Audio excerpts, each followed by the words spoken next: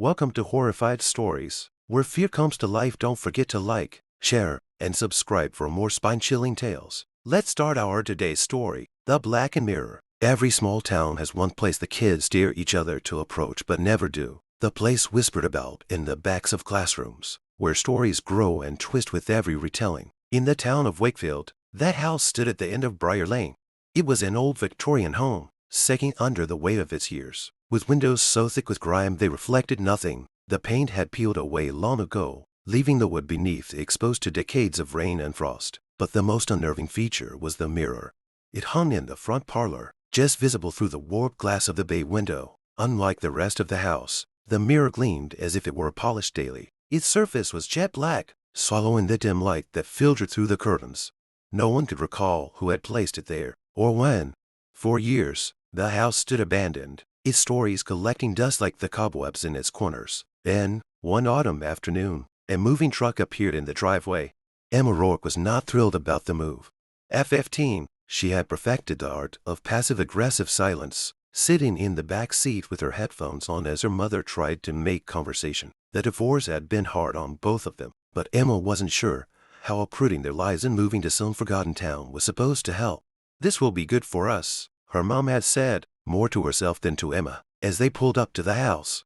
Emma had stepped out of the car and stared at the towering structure. It loomed over them, casting a long shadow that seemed to dart for the pale autumn afternoon.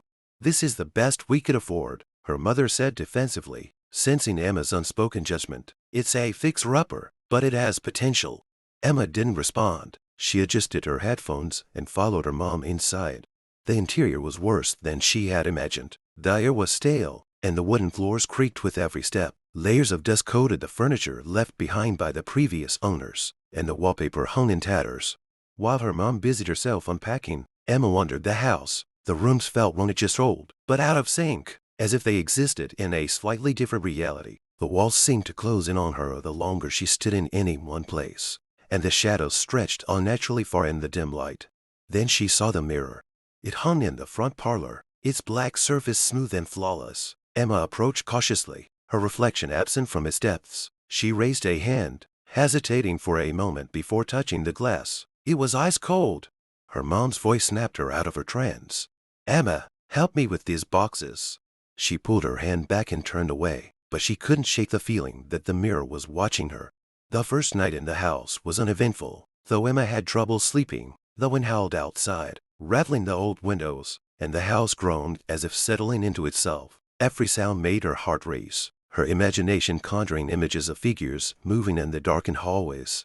By morning, she had convinced herself it was nothing. Old houses made noise.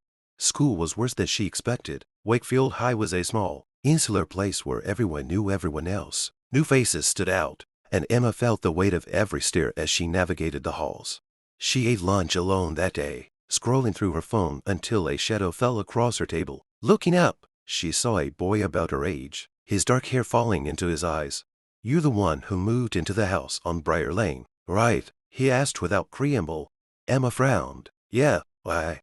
You shouldn't be there." "Excuse me." The boy glanced around, lowering his voice. "That house, weird stuff happens there. People don't stay long. You should leave while you can." Emma rolled her eyes. "Is this some small town hazing thing? Scare the new girl with ghost stories?"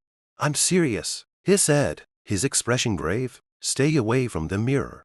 Emma didn't respond, but his words stayed with her for the rest of the day. That night, Emma sat in her room, her desk lamp casting a warm glow across the walls. She was scrolling through her phone when she heard a faint creaking sound coming from downstairs. Her mom was asleep. She had gone to bed hours ago, exhausted from unpacking. Emma listened for a moment, telling herself it was just the house settling. Then came the whisper. It was soft, almost imperceptible, but it was there, a low murmur that sent chills down her spine. She couldn't make out the words, but it was coming from the direction of the parlor. Her throat tightened as she stood, her bare feet silent on the wooden floor. She crept out of her room and down the stairs, her hand gripping the banister. The parlor door was ajar, a sliver of darkness visible through the gap. She pushed it open slowly, her pulse thundering in her ears. The room was empty, but the mirror gleamed in the faint moonlight. Its surface seemed to ripple, as if something moved just beneath the glass. Emma stepped closer, her breath hitching as the whispers grew louder. Then she saw it, A shape in the mirror, not a reflection, but something else subtle and distorted, its features obscured by shadow. It stood just behind her, unmoving. Emma spun around, her heart hammering in her chest. The room was empty. When she turned back to the mirror, the shape was gone. Emma couldn't shake the encounter with the mirror. By the next morning, she had convinced herself it was a trick of the light, her imagination running wild in an unfamiliar house. But the unease lingered, a heavy weight that refused to lift. Her mother, oblivious to Emma's growing anxiety, had already thrown herself into renovating the house. Boxes lined the hallways, their contents waiting to be unpacked, and the smell of fresh paint filled the air. "Can you start cleaning out the parlor?" her mom asked over breakfast. Emma hesitated, the memory of the shadowy figure flashing in her mind, but she nodded. The parlor felt colder than the rest of the house. Emma's footsteps echoed on the hardwood floor as she entered, her eyes immediately drawn to the mirror. It hummed silently on the wall, its black surface as flawless as before. She avoided looking at it directly as she began to clear the room. Most of the furniture was covered with dusty sheets, and she busied herself with folding them and piling them near the door. As she worked, the room seemed to grow quieter, the sounds of the house at creaking floors, distant, wind faded, leaving an oppressive silence. Then came the sensation of being watched. Emma frowned, her back to the mirror. She told herself not to turn around, but the feeling was too strong. Slowly, she glanced over her shoulder.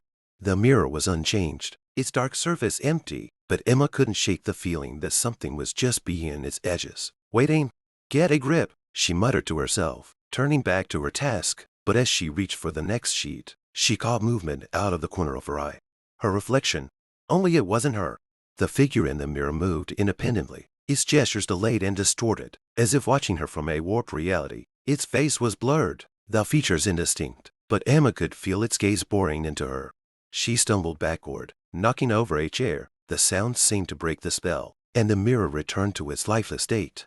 Heart racing, Emma fled the room. At school, Emma sought out the boy who had warned her. His name, she learned it, was Charlie. He was quiet and unassuming, keeping to himself in the noisy cafeteria. "You saw something, didn't you?" he asked when she approached his table. Emma hesitated before nodding. "What do you know about the house, about the mirror?" Charlie glanced around nervously. "Not here. Meet me after school, by the library." Emma agreed, though she felt a pang of unease. Whatever he knew, she had a feeling it wouldn't bring her any comfort. After school, Charlie led her to a secluded corner of the library. He pulled out a notebook, its pages filled with messy handwriting and sketches. "The house on Briar Lane has a history," he began. "People say it's cursed. Everyone who's lived there has either gone missing or worse." Emma frowned. "Worse?"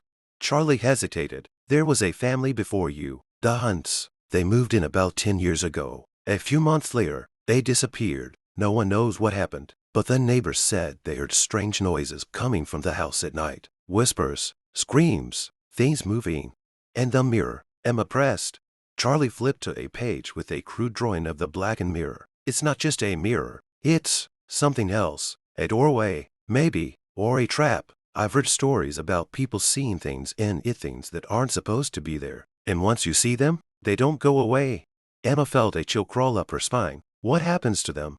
Charlie looked at her, his expression grim. "They get taken." That night, Emma Saturday in her room, staring at the ceiling, Charlie's words echoed in her mind, feeding her growing fear. She thought about the figure in the mirror, its unnatural movements, and the way it seemed to watch her. She told herself not to go back to the parlor, but as the hours passed, an inexplicable pull drew her toward it. At midnight, unable to resist, she crept downstairs. The parlor door was ajar, just as she had left it. The mirror's surface gleamed faintly in the moonlight, beckoning her. Emma stepped inside, her heart pounding. She approached the mirror slowly, her reflection staring back at her with wide, frightened eyes. But then the reflection changed. It smiled. Emma stumbled backward, her breath catching in her throat. The figure in the mirror was no longer her. It was the same shadowy presence she had seen before, its blurred face now more defined. Its eyes glowed faintly, cold and malevolent. "Who are you?" Emma whispered, her voice trembling. The figure raised a hand and pressed it against the glass. Emma felt a chill spread through the room, the air growing heavy and oppressive. Then it spoke. "Let me out!" The words were a whisper, yet they echoed in her mind, filling her with dread. She shook her head, backing away. The figure's smile widened. The mirror began to ripple, its surface darkening further until it was pitch black. Emma turned and ran, slamming the door behind her. Upstairs, she locked herself in her room, her hands trembling. She knew she couldn't stay in the house, but her mom wouldn't listen. She was too invested in the move, too desperate to make this new start work. And deep down, Emma knew it wouldn't matter. Whatever was in the mirror wouldn't let her go that easily. The days following Emma's midnight encounter with the mirror were suffocating. Her mother had grown increasingly irritable, snapping over small things like misplaced boxes or unwashed dishes. Emma didn't dare bring up the strange happenings in the house. Her mom wouldn't believe her anyway. But Emma wasn't the only one noticing the house's eerie atmosphere. "You've been looking pale," her mom said one evening as they sat at the dinner table. Her voice was strained, her eyes shadowed from nights of restless sleep. "Are you okay?" Emma hesitated. I think this house feels weird, don't you?" Her mom's foot clattered against her plate. "It's just an old house. You'll get used to it." But she wouldn't meet Emma's eyes. That night, the whispers returned. Emma woke to the sound of murmured voices, faint but insistent. They seemed to emanate from the walls, the floor, everywhere at once. She lay frowning in her bed, clutching the covers to her chest. As the whispers grew louder, one voice broke through the cacophony, soft and familiar. "Emma." Her blood ran cold. It was her father's voice. "Dead," she whispered, sitting up. Her heart ached at the thought of him, the wound of his absence still raw. The voice came again, clear now. "Emma, help me." She slid out of bed, her bare feet touching the icy floor. The whispers guided her down the hallway and toward the stairs. Her breaths came in shallow gasps as she descended, the dim light from the parlor drawing her like a moth to a flame. When she entered the parlor, the mirror was alive. Its surface rippled like liquid, the black depths churning with shadowy shapes. One shape grew larger, taking on the form of a mantle, broad-shouldered, with the unmistakable outline of her father. "Dead," Emma cried, rushing toward the mirror. The figure extended a hand, pressing it against the glass. "Emma, I'm trapped. You have to help me." Tears streamed down her face as she placed her hand against the mirror. The glass was cold, but it pulsed faintly beneath her touch, as though it were alive. "How do I help you?" she asked, her voice trembling. "Break the mirror," the figure said. "It's the only way." Emma hesitated. Something about the voice was wrong, too flat, too calm. And the figure, it didn't quite look like her father. His features were blurred, his eyes too dark. "You're not him," she whispered, stepping back. The figure's expression twisted into a sneer, and the whispers grew deafening. "Let me out," it snarled, its voice a chorus of overlapping tones. The shadows in the mirror surged forward, pressing against the glass. Cracks began to spread across its surface, thin and jagged like spiderwebs. Emma screamed and ran, slamming the parlor door behind her. The next morning, Emma confided in Charlie. They Saturday on the steps of the school library, the early morning sun doing little to warm the chill in her bones. "It tried to trick me," she said, her voice barely above a whisper. "It pretended to be my dad." Charlie nodded grimly. "It's getting stronger. The more you interact with it, the more power it has." "What do I do?" Emma asked. Charlie hesitated before pulling a folded piece of paper from his pocket. It was an old newspaper clipping, yellowed with age. Before the Hunts, there was another family, the Gilmores. They lived there in the 1950s. According to this article, the father, James Gilmore, went mad and killed his wife and kids. People say he was obsessed with the mirror. Emma's stomach turned. "What happened to him?" "No one knows," Charlie said. "Some say he had disappeared into the mirror. Others think he's still in the house, trapped." Emma shivered, clutching the paper. She knew one thing for certain. If she didn't find a way to stop the mirror, it would take her too. That evening, Emma began to search the house for clues. She combed through the dusty attic, the creaky basement, and every closet in between, looking for anything that might explain the mirror's origins. In the attic, she found a box of old photographs and letters. Many were too faded to read, but one letter stood out. It was addressed to James Gilmore and written in a jagged, frantic hand. "The mirror is a doorway," it read. "It shows you what you want to see, but it lies. Do not trust it. Do not touch it. And whatever you do, do not let it out." The letter ended abruptly. The ink smeared as if the writer had been interrupted. Emma's hands shook as she folded the letter. She glanced over her shoulder, half expecting to see a shadow lurking in the corner of the attic. The house felt alive now, its creaks and groans more deliberate, as if it were watching her. That night, the mirror claimed its next victim. Emma woke to the sound of screaming. She bolted out of bed and ran down the hall, finding her mom standing in the kitchen, her face pale and her hands trembling. "It was him," her mom whispered, tears streaming down her face. "It was your father. He was calling to me." Emma's blood ran cold. "Mom, you didn't." "I had to," her mom said, her voice breaking. "I touched the mirror. I had to help him." Emma grabbed her mom's shoulders, shaking her. "No, it's not him. It's lying to you." But it was too late. Her mom's eyes went wide, and her body convulsed as if an invisible force had grabbed hold of her. She collapsed to the floor, her breathing shallow. Emma screamed, but the house swallowed the sound.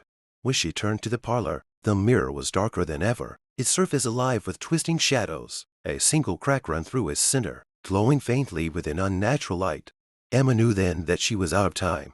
The house felt alive now, its oppressive energy heavier than ever. Emma's mother remained unconscious, her skin clammy, her breath shallow. Emma had no choice but to leave her on the couch, wrapped in a blanket, while she tried to make sense of what was happening. She sat at the kitchen table, staring at the letter she had found in the attic. The words "do not let it out" etched into her mind. But what did it mean? And how could she stop it when the mirror seemed to be growing more powerful with each passing hour? A knock at the front door startled her out of her thoughts. She opened it to find Charlie, his face pale and anxious. "I found something," he said, holding up a tattered book. "I think it's a ritual, something to seal the mirror, or at least weaken it." Emma let him in, relief mixing with apprehension. "What do we have to do?"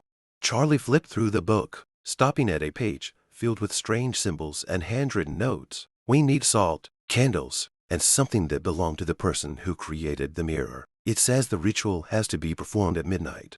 Emma's stomach sank. "How do we know who created it?" Charlie hesitated. "I think it was James Gilmore. Everything in the records points to him. If he was the one who brought the mirror into the house, he might have been the one to activate whatever this is." Emma thought back to the attic, to the dusty boxes of belongings left behind by previous owners. There might be something of his up there. The attic felt colder than before, the air heavy and still. Emma and Charlie rummaged through the boxes, their movements frantic. "Here," Charlie said, pulling out an old journal. Its leather cover was cracked, the pages brittle. Emma flipped through it, her heart sinking as she read Gilmore's entries. They started off mundane notes about the house, his family, but quickly grew darker.